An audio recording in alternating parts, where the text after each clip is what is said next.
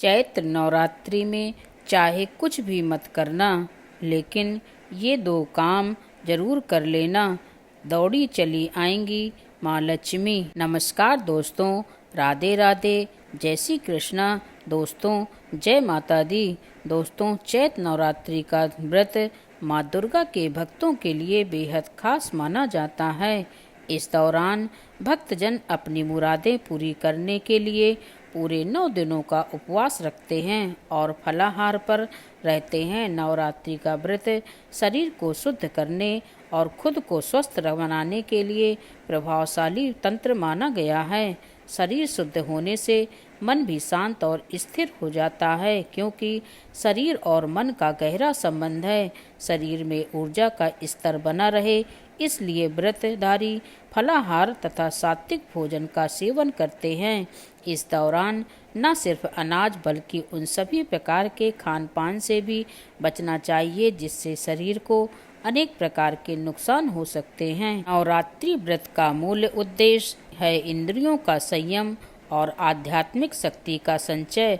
वस्तुतः नवरात्र अंततः शुद्धि का महापर्व है। आज वातावरण में चारों तरफ विचारों का प्रदूषण है। ऐसी स्थिति में नवरात्र का महत्व और भी अधिक बढ़ जाता है। अपने भीतर की ऊर्जा जगाना ही देवी उपासना का मुख्य प्रयोजन है।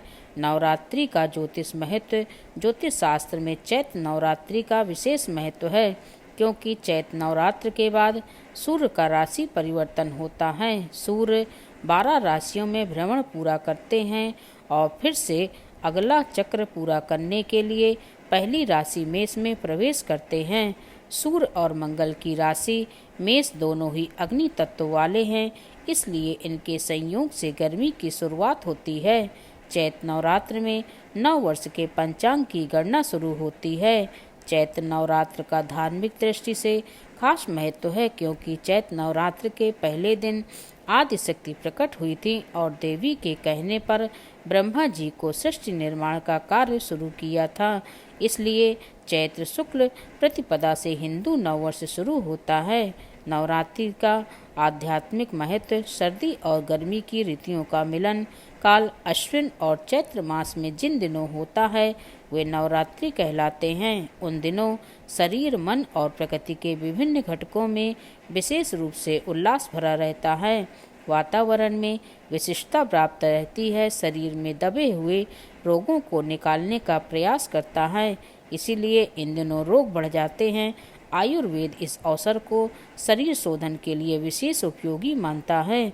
चैत्र नवरात्र में बसंत होता है। प्रकृति की शोभा देखते ही बनती है। वनस्पतियां नवीन पल्लव धारण करती हैं। प्रकृति का उल्लास अपना प्रभाव समूचे वातावरण पर डालता है। जीवधारियों के मन में विशेष प्रकार की मादकता से भर जाते हैं।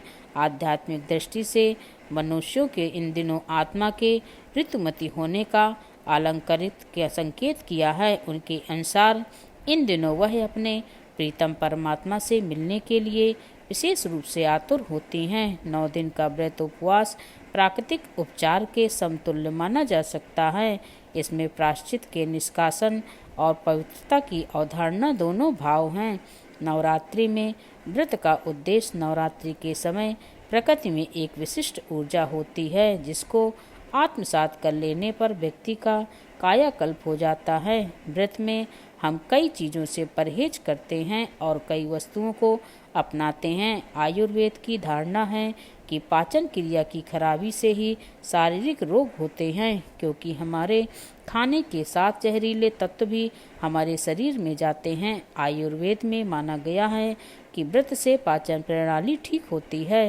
व्रत उपवास का प्रयोजन भी यह है कि हम अपनी इंद्रियों पर नियंत्रण कर अपने मन मस्तिष्क को केंद्रित कर सकें। मनोविज्ञान यह भी कहता है कि कोई भी व्यक्ति व्रत उपवास एक शुद्ध भावना के साथ रखता है, उस समय हमारी सोच सकारात्मक रहती है, जिसका प्रभाव हमारे शरीर पर पड़ता है, जिससे हम अपने भीतर नई ऊर्जा महसूस करते हैं। इस समय प्रकृति अपना स्वरूप बदलती है। वातावरण में एक अलग सी आभा देखने को मिलती है। पतझड़ के बाद नवीन जीवन की शुरुआत नई पत्तियों और हरियाली की शुरुआत होती है। संपूर्ण सृष्टि में एक नई ऊर्जा होती है। इस ऊर्जा का सकारात्मक उपयोग करने के लिए हमें व्रतों का संयम नियम बहुत लाभ पहुंचाता है। नवरात्रि में कृषि संस्कृति को भी सम्मान दिया गया है। मान्यता है कि सृष्टि की शुरुआत में पहली फसल जौ ही थी, इसलिए इसे हम प्रकृति को समर्पित करते हैं। दोस्तों, सबसे पहले आइए जानते हैं नवरात्र पूजन कैसे करें। नवरात्र के पहले दिन घर के मुख्य द्वार के दोनों तरफ स्वास्तिक बनाएं और दरवाजे पर आम के पत्ते का तोरण लगाएं, क्योंकि माता इस दिन भक्तों के घर में आती हैं। माना जाता है कि ऐसा करने से माँ लक्ष्मी भी प्रसन्न होती हैं और आपके घर में निवास करती हैं। नवरात्र में माता की मूर्ति को लकड़ी की चौकी या आसन पर स्थापित करना चाहिए। जहाँ मूर्ति या तस्वीर स्थापित करें वहाँ पहले स्वास्तिक का चिन्ह बनाएं, उसके बाद रोली और अक्षत से टीके और फिर वहाँ माता की मूर्ति को स्थापित करें। उसके बाद विधि विधान से माता की पूजा करने। वास्तुशास्त्र के अनुसार उत्तर या उत्तर पूर्व दिशा यानी ईशान कोण को पूजा के लिए सर्वोत्तम माना गया है। आप भी अगर हर साल कलश स्थापना करते हैं तो आपकी इसी दिशा में कलश रखना चाहिए और माता की चौकी सजानी चाहिए। नवरात्रि के दिनों में कण कण में माँ दुर्गा का वास माना जाता है और पूरा वातावरण भक्तिमय रहता है। नवरात्रि में करें वास्तु के ये उपाय। वास्तु में बताया गया है कि एक चावल से भरा पीतल का कलश अपने मंदिर के उत्तर पूर्व में रखना समृद्धिदायक होता है। ऐसा करने से माँ आपके धन धान्य में वृद्धि करती है और आपके घर में समृद्धि आती है। पूजन कक्ष साफ सुथरा हो और उसकी दीवारें हल्के पीले, गुलाबी और आध्यात्मिक रंग के हों तो अच्छा है, क्योंकि ये रंग आध्यात्मिक ऊर्जा के स्तर को बढ़ाते हैं। इसके साथ ही काले, नीले और भूरे जैसे तामसिक रंगों का प्रयोग पूजा कक्ष की दीवारों पर नहीं करना चाहिए। धर्मशास्त्रों के अनुसार कलश को सुख, समृद्धि, वैभव और मंगल कामनाओं का प्रतीक माना गया है। वास्तु के अनुसार ईशान कोण यानी उत्तर पूर्व जल एवं ईश्वर का स्थान माना गया है और यहाँ सर्वाधिक सकारात्मक ऊर्जा रहती है। इसलिए पूजा करते समय माता की प्रतिमा या कलश की स्थापना इसी दिशा में करनी चाहिए। देवी पूजा अनुष्ठान के दौरान मुख्य द्वार पर आम या अशोक के पत्तों की बंधनवार लगाने से घर में नकारात्मक शक्तियाँ प्रवेश नहीं करती।